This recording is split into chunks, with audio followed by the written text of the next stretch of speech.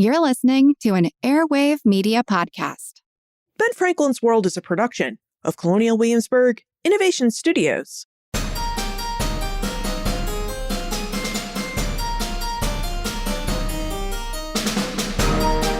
Hello, and welcome to Ben Franklin's World Revisited, a series of classic episodes that bring fresh perspective to our latest episodes and add deeper connections to our understanding of early American history. I'm your host, Liz Covart.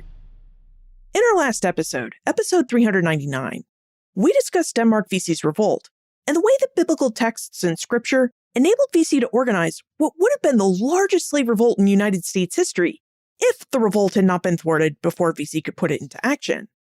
Now, early American history is filled with revolts against enslavers that were thwarted and never made it past the planning stage. But one uprising that did move beyond the planning stage and was put into action was the Southampton Rebellion, or Nat Turner's Revolt, in August 1831. In episode 133, which released in May 2017, we met with Patrick Breen, an associate professor of history at Providence College. Patrick joined us to investigate Nat Turner's Revolt with details from his book, The Land Shall Be Deluged in Blood, A New History of the Nat Turner Revolt. Given that we just explored Denmark Vesey's failed uprising, I thought it might be good for us to have a point of comparison, because like Vesey, Turner was a religious man who also justified his actions using God and scripture. So with that, let's revisit episode 133 with Patrick Breen and rediscover the details of the Southampton or Nat Turner's Rebellion.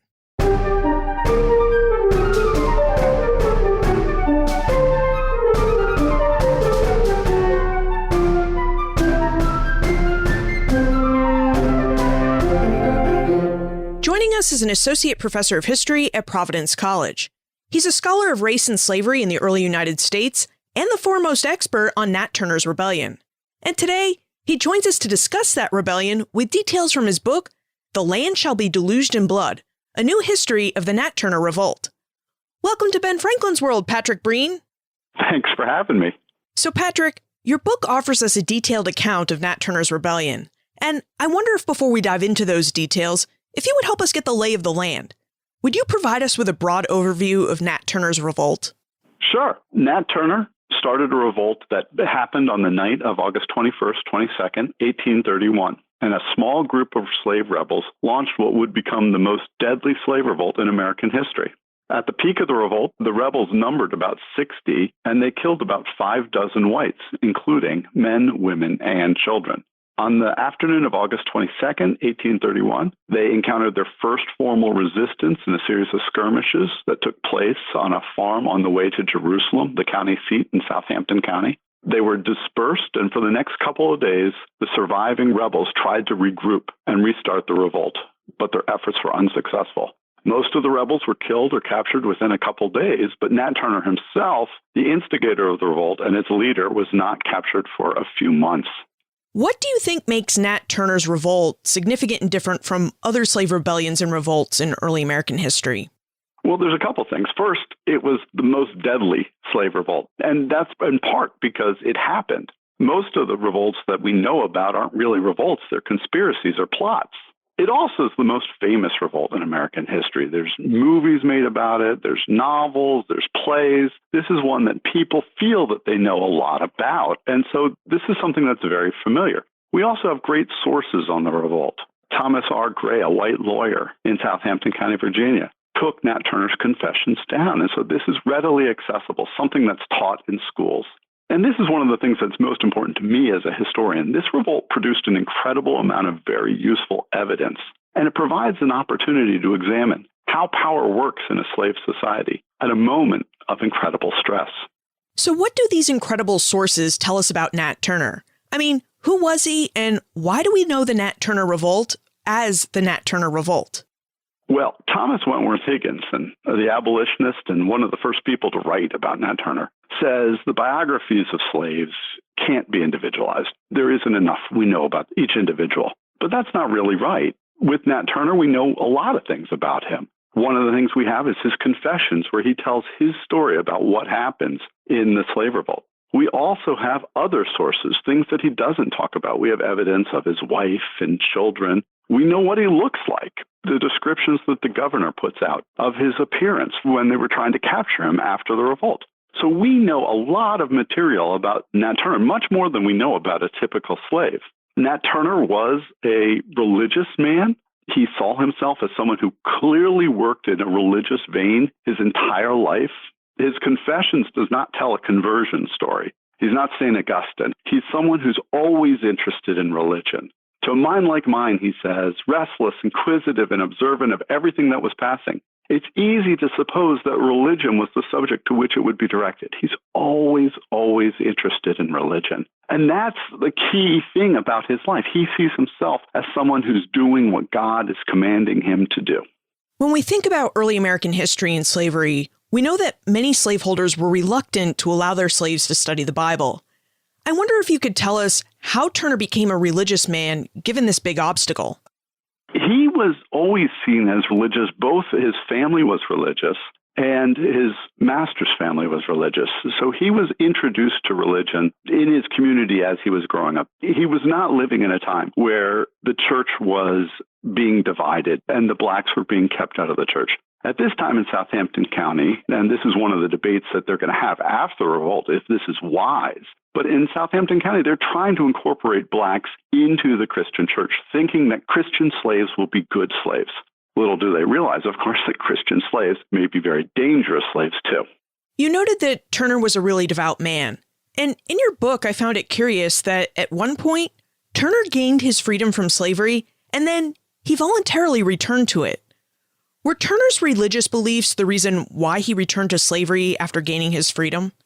Yeah, I think if there's any moment that's a pivot in his story as he tells the story of his life, it's the story of when he ran away. Like many slaves, he ran away. His father, in fact, had run away. He thought he was always seen as special. And when he describes himself in his Confessions, he sees himself as someone that the other blacks look up to. Everyone in the neighborhood trusted what he calls his superior judgment. They all trusted him. He was a smart guy. He could read. They all thought that he was the one. He ran away, and that was not very surprising. Many people run away, but then he came back. And that was fine, too. The black community looked at him and they said, well, why are you back? We thought you made it away. Your father made it away. We thought you had made it away. And he tells them in his confession, he relates to it. He says, the reason for my return was that the Spirit had appeared to me and said that I had my wishes directed to the things of this world and not to the kingdom of heaven, and that I should return to the service of my earthly master. And then at this point, he quotes what is the most obnoxious quote from the Bible that the slaveholders invoke. For he who knoweth his master's will and doeth it not shall be beaten with many stripes, and thus I have chastened you. At this point, Nat Turner remembers that the other blacks, quote, found fault and murmured against me, saying that if they had my sense, they would not serve any master in the world.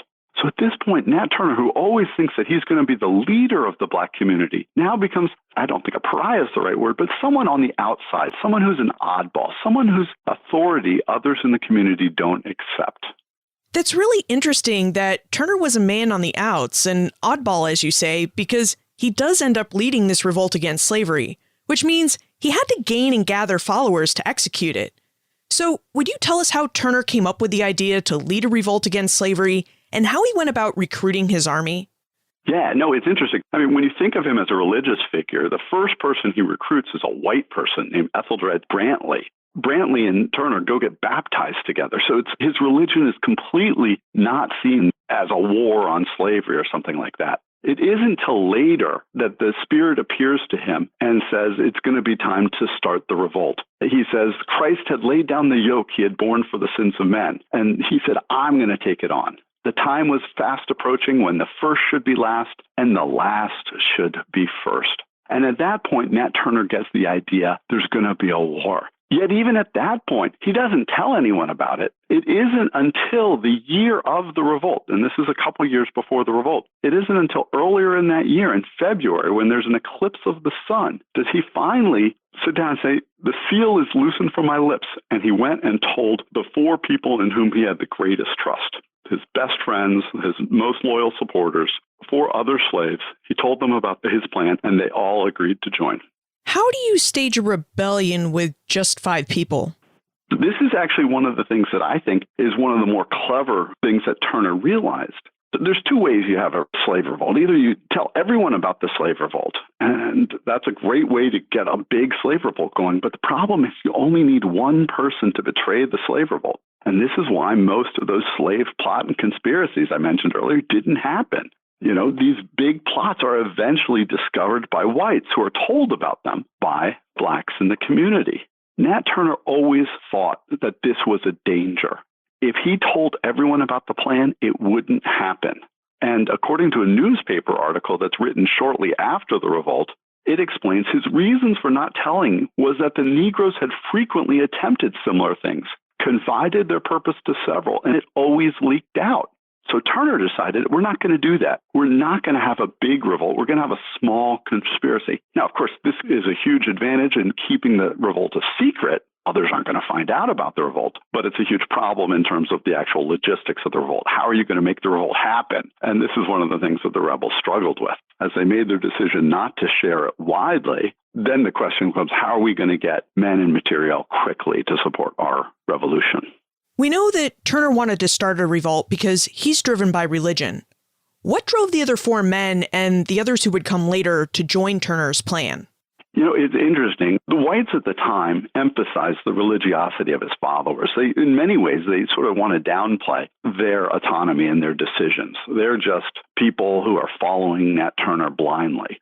And it's unclear how many of these people are religious. It's interesting that when he expands the circle, it's still only 4. Even people living on the same plantation with Nat Turner don't find out about the revolt at the same time. So it's a very, very small group. It's unclear how many of these people are religious followers. They may be all religious followers. Some may be religious followers. What's interesting is that the night the revolt is starting, there's a dinner, and it's the first time new people are brought into the revolt. And 2 new people join, and Nat Turner knows these guys. And the first guy is Jack. He's the brother-in-law of Hark, who is Turner's right-hand man. And he looks at Jack and says, Jack's just going to do whatever Hark tells him to, so he doesn't worry about it. The other guy is Will, and Will's going to become the most aggressive revolutionary. He kills more people than anyone else in this revolt. He's going to be completely committed to this. But Nat Turner doesn't trust him initially. He comes up and says, how did you come to be here? Because Nat Turner thought the revolt was small. I thought it was just 4 people. How did you come? This is one of the most amazing pieces of testimony. Will answers him and says, I'm ready to fight for my freedom.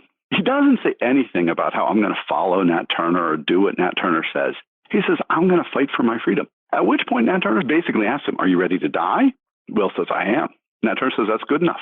So there are people who are going to be following Nat Turner because of his religiosity, although it isn't clear how many of them are following for that reason. But there are also people who are going to be attracted to the cause of fighting for their freedom. It's going to be young men and mostly people from the neighborhood, people who have personal connections to Nat Turner and the other slave rebels. Tell us about the start of the rebellion. It sounds like it gets going with about 7 participants. So how did these 7 men start their revolt? They go to the house of Nat Turner's owner, Joseph Travis, and they basically decide, well, we're going to begin here. And they hadn't even really thought about it. At first, Hark or Will, I can't remember which, one of them says, let me just bang down the door. And then say, hold on, that's not a good idea. This is the middle of the night. If everyone hears a door being banged down, maybe some whites are going to hear about it. So instead, they snuck in, grabbed some guns, and then snuck up the stairs and killed the family. Basically, they moved from plantation to plantation, quietly recruiting and killing over the course of the night.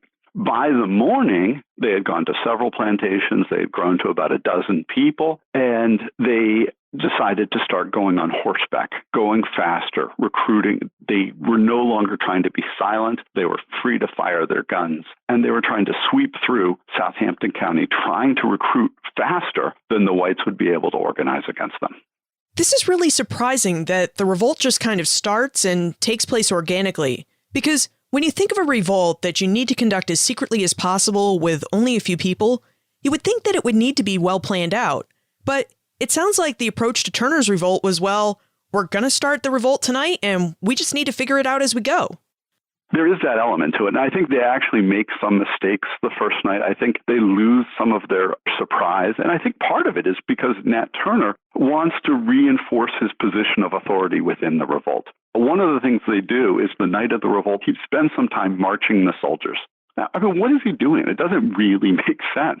It's a loss of time when they have time and the whites are all in their bed and, they can recruit blacks without any resistance. But why? I think it's partly because he's still feeling a little bit insecure about his position in the black community. I think that is also emphasized in the weapon Nat Turner picks. Nat Turner picks a sword, and he describes this sword several times, and he uses it several times, never effectively. Now, he's got his choice of any weapon he wants. Why does he pick a sword? I think it's because he wants to be the general. He wants to be the person in charge. This is his revolt, and that's something that's really important to him. So there are some elements about it that are really, they're sort of on the fly. And I think part of it also is, he sees himself as a religious figure. This revolt starts after a blue-green appearance of the sun the week before. I mean, Nat Turner thinks that God's on his side, that God is going to support this revolt. And he doesn't know exactly what God's plan is for this revolt, but he trusts in God. And so I think that there is sort of less concern about getting all the details right. Although I think, in a way, his concern about secrecy was one that ultimately is why this revolt is so famous. I wonder if we could explore another element of this revolt for a moment. And that element would be violence. Would you tell us about the violence of this revolt and how that violence may have affected the recruitment of other participants?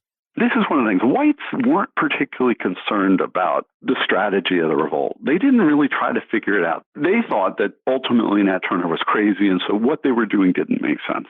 Nat Turner was clearly religious, but he wasn't crazy. I mean, what he was doing for reasons. And one of the things that bothered Nat Turner and the men was they saw how long the odds were against them. And so they tried to figure out ways that they could make the revolt work. They didn't really come up with a way that was likely to succeed. I mean, I think they were wide-eyed. That's why he says to Will, are you ready to die? Because they understand that this is a revolt that's going to lead to their deaths. But how could the revolt succeed? And the idea that they come with is that they think that the black slaves have to hear of the revolt and decide to join it on their own. It's the only way that they're going to get an army together quickly. Well, how are they going to do that? He thinks that by attacking women and children, he's going to somehow break the power of whiteness. The idea that whiteness protects people. This is going to shatter the illusion, the power of whiteness. And so the rebels are going to join him. And there's a couple references to this, both in Nat Turner's own confessions and in the trials of others. But the idea is, as whites are killed, blacks will become more sympathetic. And one of the things they say is that the plan to kill women and children is not a permanent part of their plan. They don't want to just kill all the women and children. What they're going to do is they're going to do that until they get enough territory. Once they establish themselves, they will stop killing women and children and any men who don't resist. So they're not really going out for blood. I mean, it's obviously a very bloody affair and it's gruesome. But the reason they're doing it, the reason they're out for blood is because they think that that's going to help them recruit black soldiers. Now, I don't think it ultimately works. They don't get many recruits from places that they don't visit. Newspapers at the time say, the only recruits that Nat Turner gets are people who actually enlisted when his army went to their plantation. That's not exactly true. There's a handful of people who do show up and join the army sort of on their own. But it's not many, and it's certainly not enough to match the whites who are going to be able to collect and assemble much, much quicker. You raised an interesting point earlier in that Nat Turner's army is moving at a quick pace, and they're trying to be as quiet as possible. So how do whites and blacks learn that this revolt is happening? Well, the rumor mill spreads quickly. For the first day or two, no one really knows what's going on. People hear because there are people who escape and tell other people, and the word spreads. But it's really unclear what's going on during the revolt. No one has very good information at all. And so people are finding this out in different ways. And the stories they're hearing are different. The word comes to some people that it's a British invasion. Now, what is this? Well, the War of 1812, the British were a powerful force in the Chesapeake. But one of the things that some scholars have noted is that the British were associated with abolition. So there's a way in which there's sort of an abolitionist tinge to the rumor that the British were there. But of course, the British weren't there. The rumors were wrong, but there was a slave rebel army floating around. People, they found out in a haphazard way. There's no communication. There's no Amber Alerts. There's nothing that's going to tell everyone exactly what's going on. And in fact, even if it did, no one knew exactly what was going on. So it's a position where most people are living in this sort of fog, and they're trying to figure it out. And that's a good part of the story about what happens in the immediate aftermath, is people are trying to figure out what's happening after the revolt. How quickly did news of this revolt spread? It sounds like there were a lot of rumors, or what we call fake news today, traveling around as this revolt was taking place. But how fast did both real news and fake news spread across Virginia and the United States? It's spreading really quickly. The news makes it to Richmond within a day or two. People are finding out about the revolt. Norfolk, which is about the same distance away to the east, is finding out within a day or two. People are finding out quickly. But what they're finding out, they don't know. It's funny. There's this newspaper in Richmond where the editor's just sitting there banging his head. We hear one thing, and then we hear another, and then we hear, the third thing contradicts both of them. He says there are reports in abundance, but where are the facts? They don't know what's going on. And this is really where most people are in the days after the revolt. Whites don't know what's going on. The blacks don't know what's going on. It's very unclear. There are rumors of, not far from the revolt, of armies appearing. A guy has a heart attack because he hears an army is about to appear in his house. It's like, no. People after the revolt will spot Nat Turner in places like Baltimore and what's now West Virginia. The information is terrible. And so people start acting on this false information. We know how Nat Turner and his men mobilized, but how did whites mobilize to quell the rebellion? What the whites did is they gathered in spots. They would gather and they would try to make a stronghouse.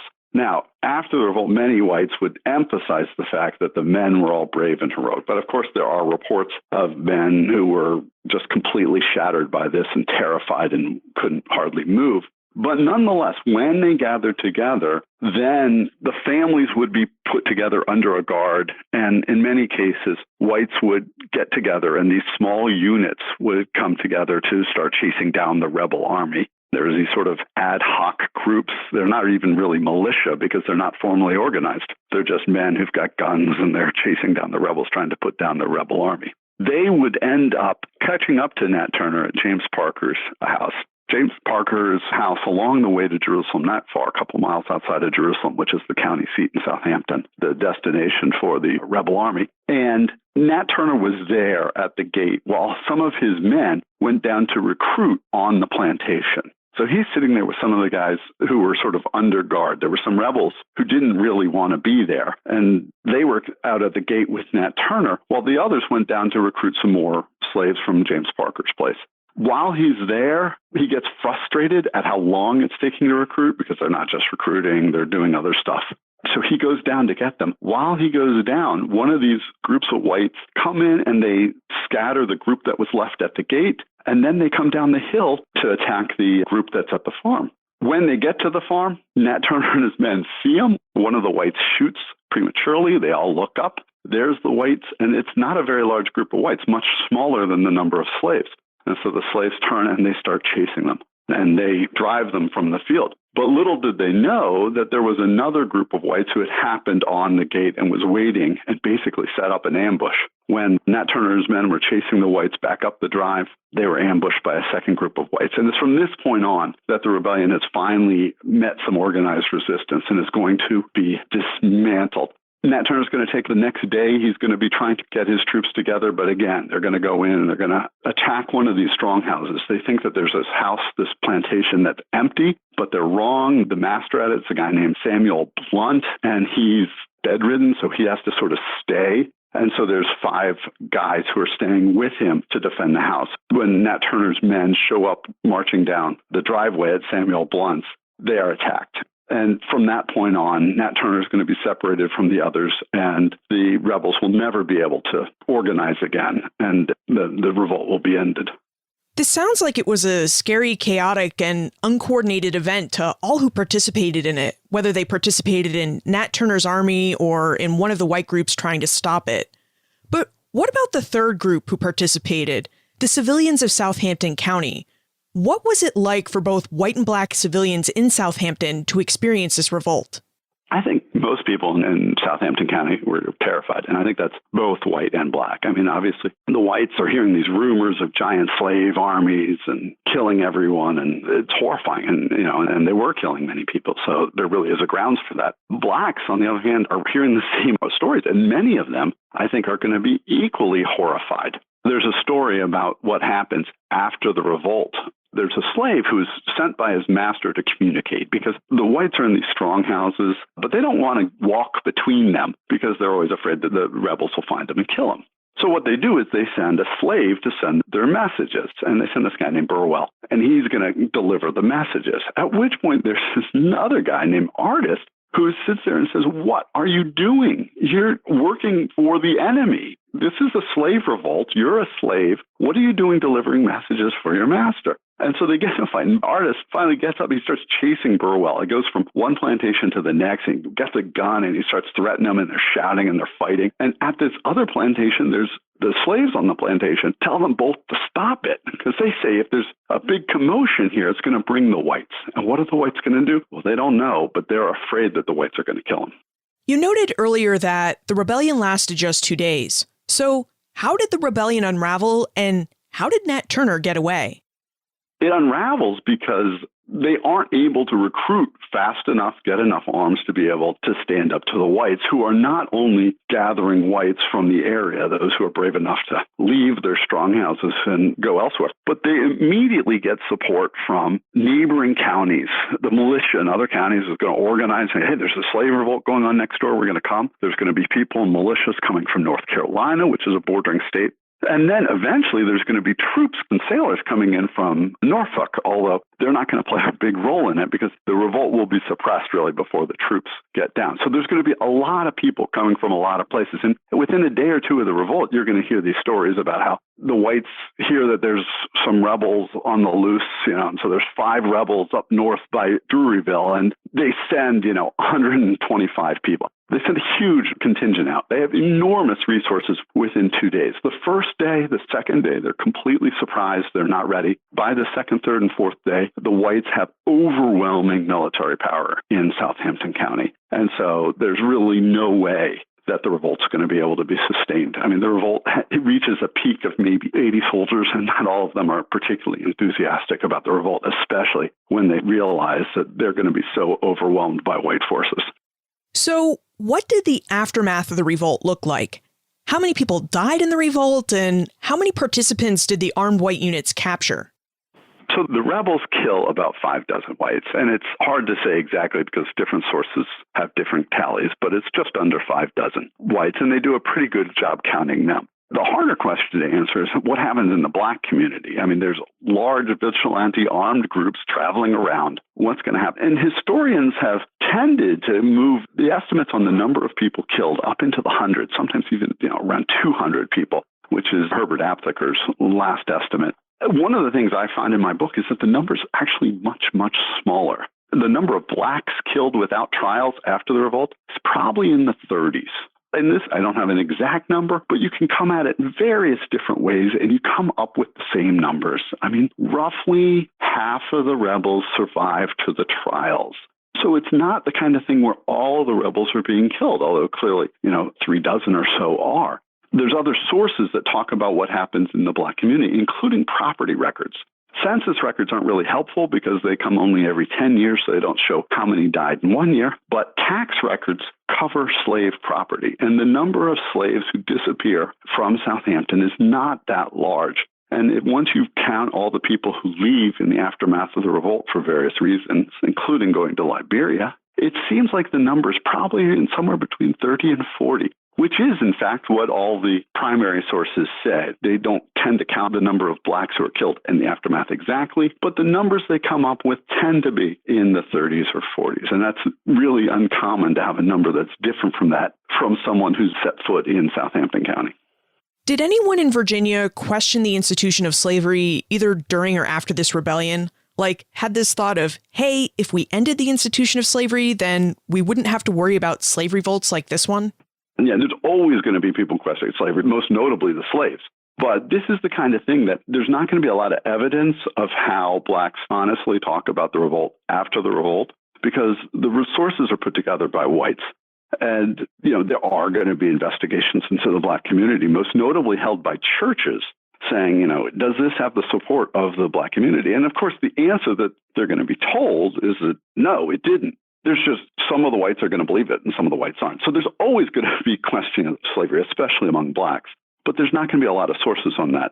There's also going to be whites who oppose slavery. There's a tradition of opposing slavery, an anti-slavery tradition in Southampton County. This goes back to the sort of Revolutionary age, but it even happens in 1825, 1826. There's a minister named Jonathan Langford who gets dismissed from his church for acting under the influence of Satan, basically because he refused to serve communion to the slaveholders.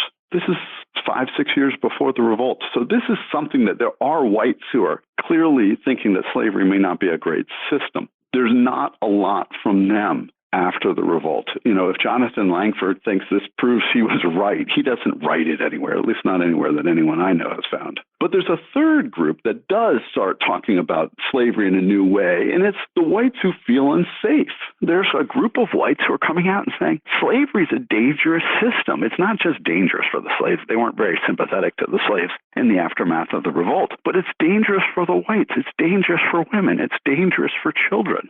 And in many cases, these people are not going to trust the leaders in Southampton County who are immediately after the revolt or shortly after the revolt are going to try to say that this is a safe system. You can trust this system. Please don't kill any more of our slaves. They're going to sit there and say, these leaders are downplaying the danger of slavery. We know that slavery is dangerous. Look at all these dead people. And when the leaders start saying it's not really that big of an issue, one thing they do is they tell the military coming from Norfolk that they don't have to come anymore. You don't need to come, just go back. The whites in Southampton County, they send a petition all the way to Andrew Jackson saying, please override this order. We don't feel safe. Slavery, it's not that it isn't a good system or something like that. It's a dangerous system. And so there is this movement to attack slavery, not on the traditional abolitionist grounds that it's an immoral system and it treats the Blacks badly, but because it's a dangerous system and it's going to result in death to whites. Now, what about the trials the arrested revolt participants received? It seems kind of surprising that whites allowed these rebels a trial, given that, legally speaking, these slaves were property who were not entitled to constitutional protections and rights.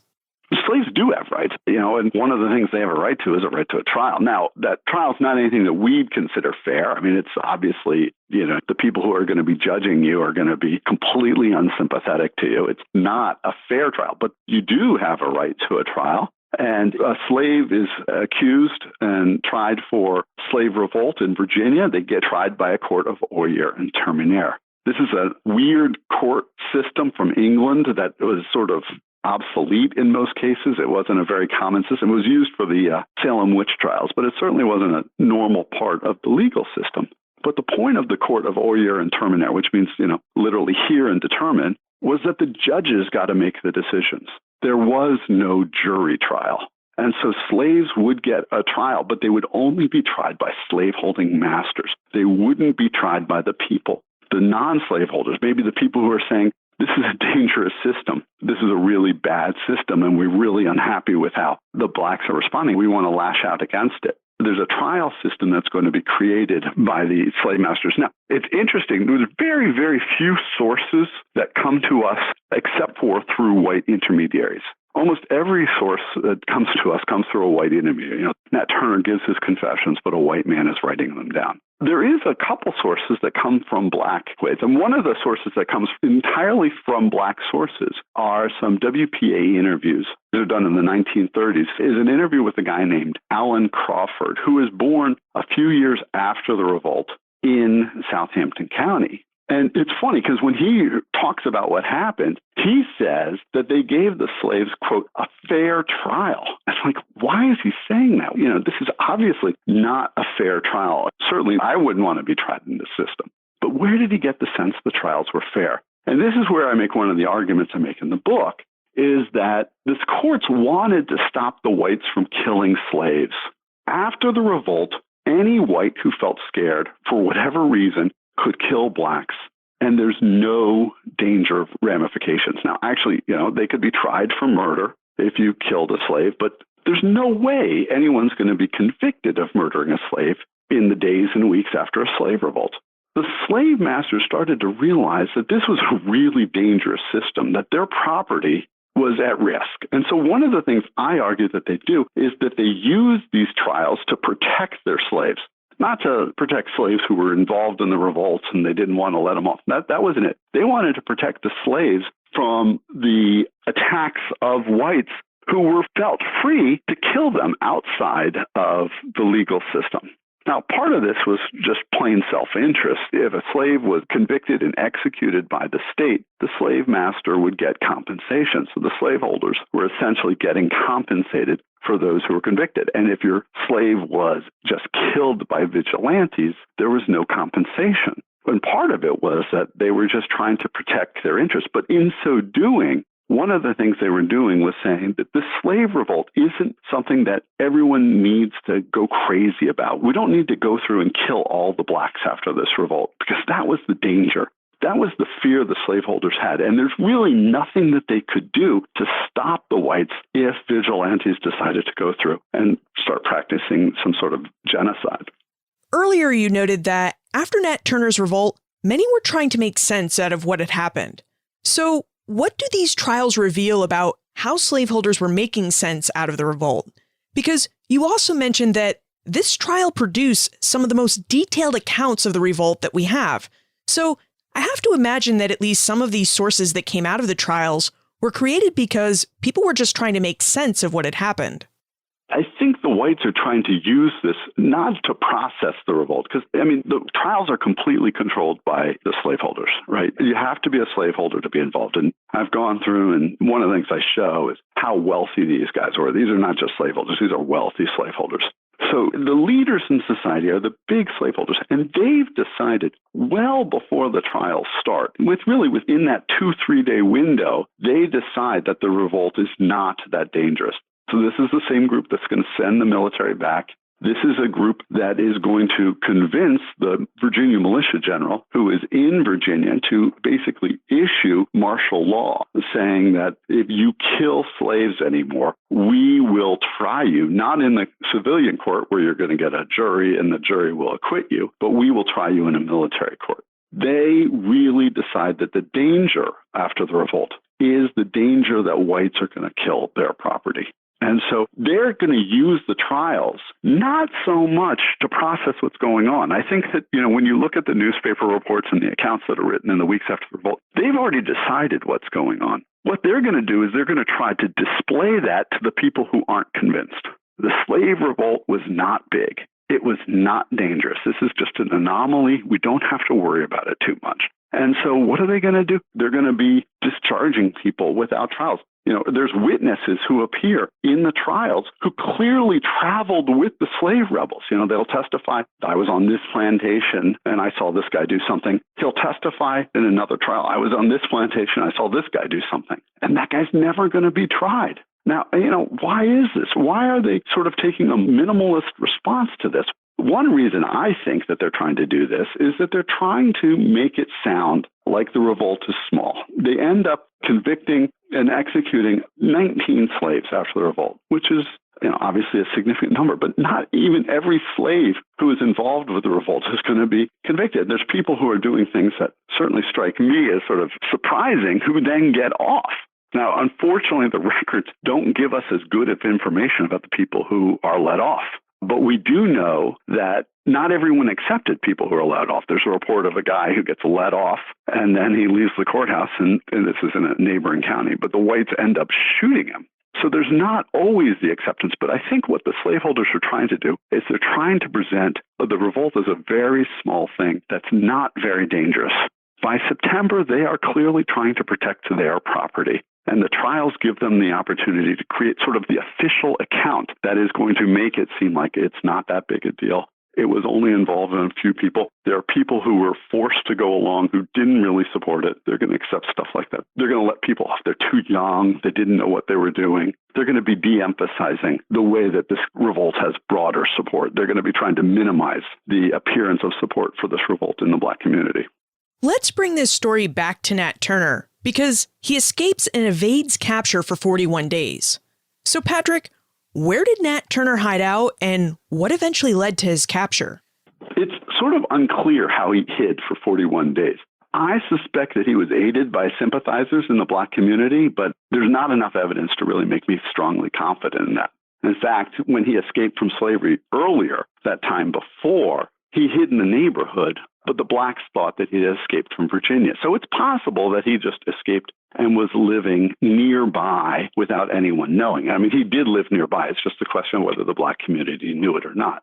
Historians of slavery distinguish between two kinds of running away. We call them petit and grand marronage, and this is from the Caribbean. The idea that one way of running away is you just run away into the neighborhood and you stay away. It's a chance to escape for a couple of days, maybe let tempers cool, and then return. The broader form of running away is they're going to run away to some new place, escaping slavery entirely.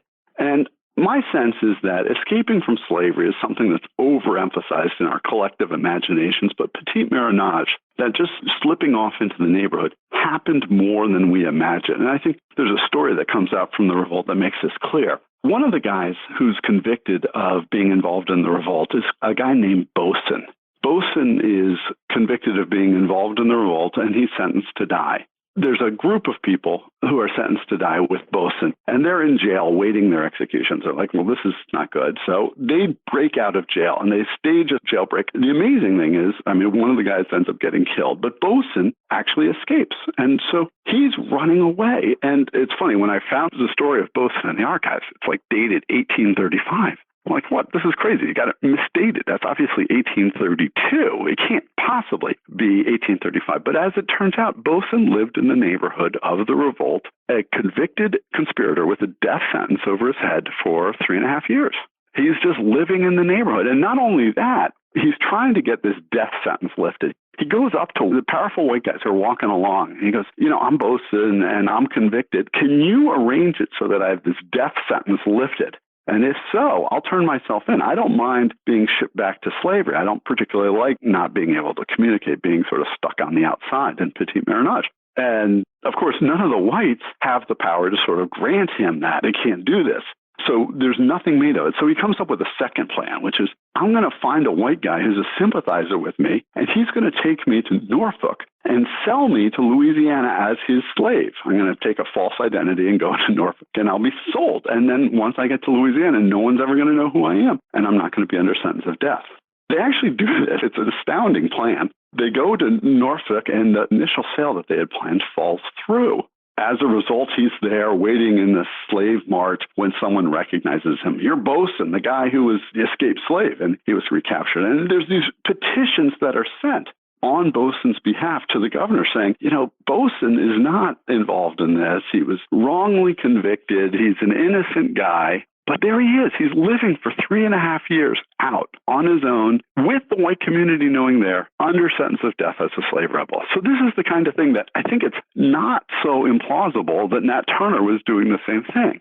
Nat Turner remained in the neighborhood for several months, and then in mid-October, about 2 months after the revolt, a dog happens upon his hideout. He's got some food hidden away, and the dog smells it and comes and finds it. A couple nights later, the dog and its masters come back, and it turns out its masters are black slaves who are hunting. And I think this is just astounding. One is Nat Turner. He calls them out. He says, hey, I'm Nat Turner. Don't turn me in. And he sees them. They're like, he knows immediately these guys are going to turn him in. So he's like, okay, I'm out of here. So he started moving. And this is actually when the whites first found out about it. And it reveals, I think, in some ways, the way that Nat Turner was attuned to the idea that not everyone was going to be supporting him. But the other thing about this is, here it is, October. There's a black guy out hunting 2 months after the rebellion. Apparently, the fear has lifted. And this is the thing. The trials have almost all happened before this point. So the story has been that the rebellion's not that big and we can get back to our lives as normal. And here we have blacks out hunting at night. They're not living under a sort of reign of terror at this point. Somehow it's lifted. He's not afraid that some random white who's out is just going to shoot him, saying, you must be a rebel. So there's a sense that life in Southampton is returning to what the whites see as normalcy astonishingly quickly, given how we think about it. But Nat Turner did remain in the neighborhood. He was found by the dog. The black man who came upon him told the whites he was in the neighborhood, at which point Nat Turner is basically going from hiding place to hiding place. He gets found by a white guy and escapes, and then he's found by another white guy later and captured. at which point he's taken off to Jerusalem, where he'll be put in jail and await his trial. Yeah. What was Nat Turner's trial like? And would you tell us about his confessions, which is the source you mentioned earlier? Right. This is obviously a giant show trial. I mean, everyone knows, including Nat Turner, knows that he's going to get convicted. So it's really just a moment where there can be some sort of closure on the revolt. There's still some other things that have to happen. There's some free blacks will be tried in the spring. But this is a moment where, okay, there's nothing left mysterious about this revolt. Everything's understood. Everything's taken care of. There's no loose ends. So Nat Turner's trial is this big moment. A lot of people are paying attention to it. It becomes a very long trial. And one of the things that I think happens after Nat Turner is captured is that people, whites, start coming to the jail and start saying, what happened? Tell us your story. He's interviewed at first by a couple magistrates, and he talks for several hours telling them what happened. They said, oh my God, he's telling us honestly. This is a great account of everything that's happened. A guy named Thomas R. Gray gets the idea that he could publish Nat Turner's confessions. He could take them down, write them up, and put them out in a book, and he could publish them. And so over the course of the week while he's waiting his trial, Nat Turner interviews with Thomas R. Gray a couple times, and he gives him the confessions of Nat Turner, which is, an amazing document. And this is going to be something that I suspect, and I can't prove this, I suspect is going to be actually read at his trials. This is going to be part of that giant show thing. Now, one of the things about Nat Turner's confessions that really suits the whites is, one, it makes Nat Turner's the leader. So once Nat Turner's executed, we don't have to worry about that again. It also makes Nat Turner a really exceptional character. They don't really focus on what other slaves are doing and why other slaves might think Nat Turner's revolt's a good idea. They're really focusing on, Nat Turner, this sort of religious guy who doesn't have a very good plan. It's a one-off. We don't have to worry about this. And so Nat Turner's confessions becomes a big prominent part of what they're doing. It also becomes something that's going to be published in Baltimore and spread throughout the country as this is the account of the slave revolt. And this is sort of the account that everyone's going to have access to. It's the account that students read today when they read about the slave revolt in a history class. It's a really incredible document.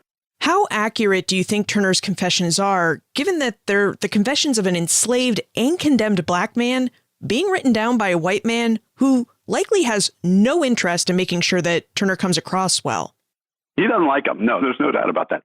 It's interesting. For the first 100 years, this was thought to be a reliable account of Turner's testimony. Everyone just said, okay, this is what Gray wrote down when he interviewed Turner, and it's reliable. But about 50 years ago, a historian named Herbert Aptheker was responding to what would be the most famous book written on Nat Turner's revolt, William Styron's novel called The Confessions of Nat Turner. And Herbert Aptheker, who had written on this, actually, he wrote his master's thesis on Nat Turner's revolt, published his master's thesis and published it with the Confessions of Nat Turner, where he calls it the so-called Confessions. And Aptheker's skepticism of this is something that has really been at the core and one of the problems that historians looking at Nat Turner have really had to struggle with. In fact, when I began this work, I thought I was going to throw away the Confessions of Nat Turner because I thought no one systematically sort of said, this is what the Confessions say, but since we don't know that they're from Nat Turner, all we can really say is this is what Thomas R. Gray wants us to think Nat Turner said. The problem is, as I was working with this and working through this argument, I actually convinced myself the other way around. And there's many reasons to think that the confessions are, in fact, what people had long thought they were, which is a reliable account of what happened. One thing is, there are people who are writing accounts of Nat Turner's interviews. And one source says, I would write you more about what Nat Turner said, but there's a gentleman who's taking down Nat Turner's confession verbatim. Okay, this is another newspaper source, someone else who's writing about it. Thomas R. Gray says very much the same thing. He says this is an accurate account of what he's doing.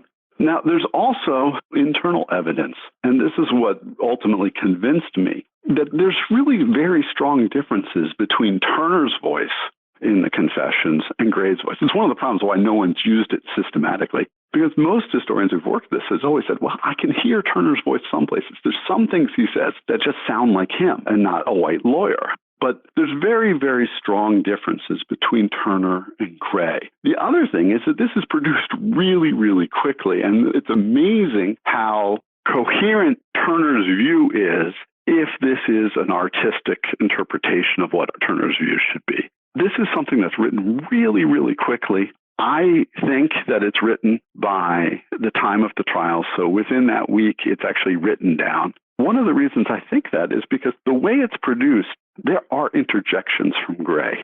The white lawyer will go in and say, I think this, I think that. And he puts those in parentheses, which is an incredibly great thing for historians. So we know this is what he's thinking. This is his comment. This is his question. He'll put his ideas in parentheses.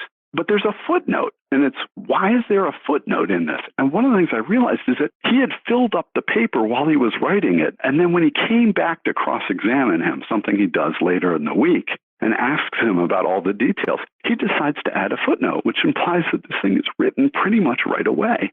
So, this is something that the most likely thing is it is what it says. If it is what it says, it's a really incredible document because we don't have, except for slave narratives, which are fabulous documents, we certainly don't have this kind of rich source from the perspective of a slave. I mean, it's a really, really incredible source. And of course, it's not just any slave, it's America's most famous slave rebel.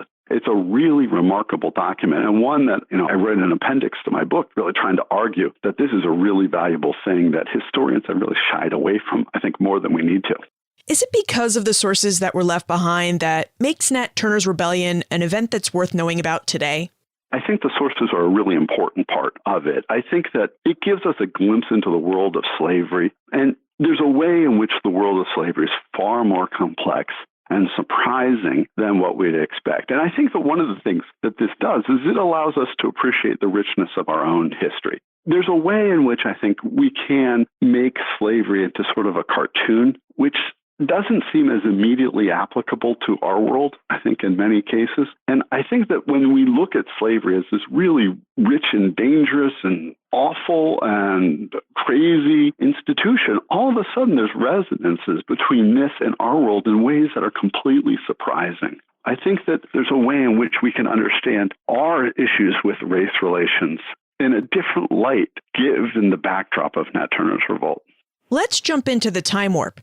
This is a fun segment of the show where we ask you a hypothetical history question about what might have happened if something had occurred differently or if someone had acted differently.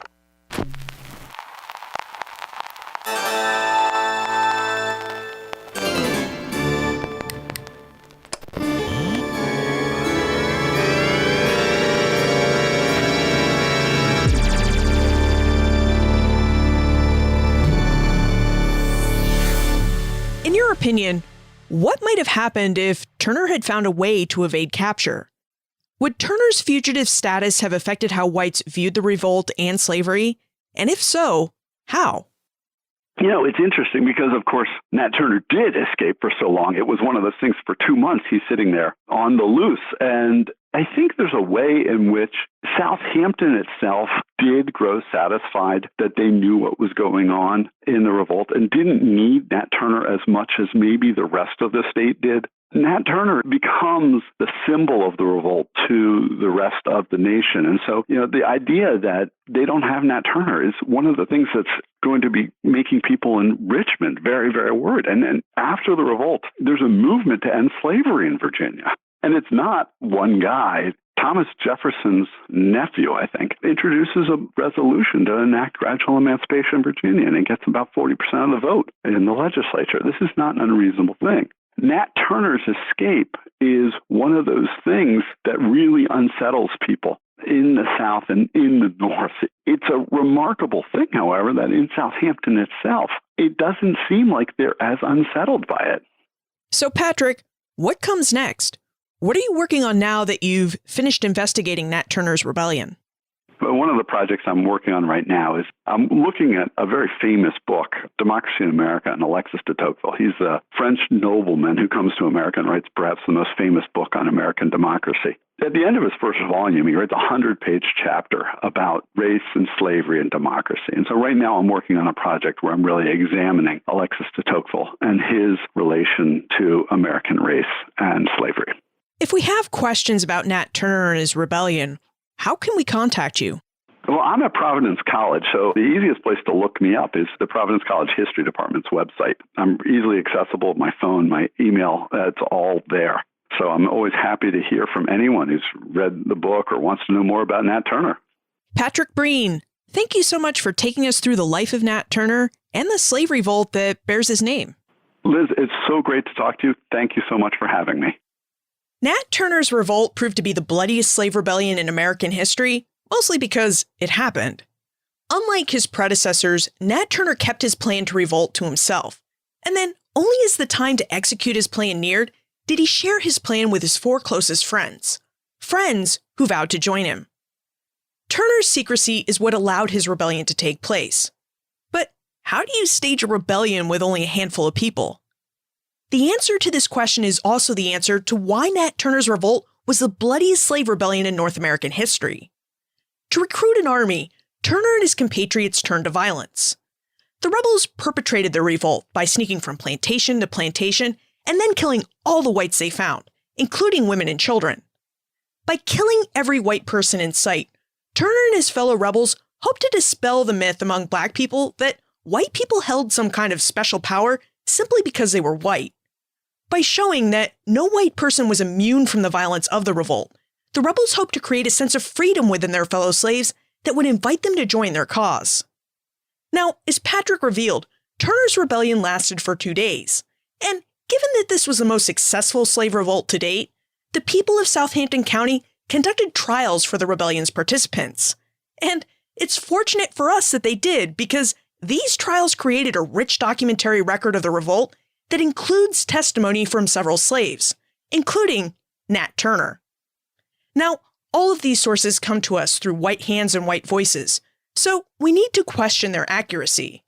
But although we must always question the historical sources we have, the sources about Nat Turner's revolt are worth reading and interrogating, because collectively, this evidence shows us that the world of African slavery was more complex and surprising than we'd ever expected it to be.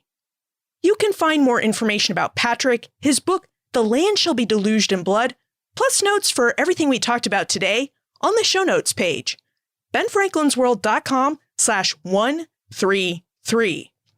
How are you enjoying the Ben Franklin's World Revisited series?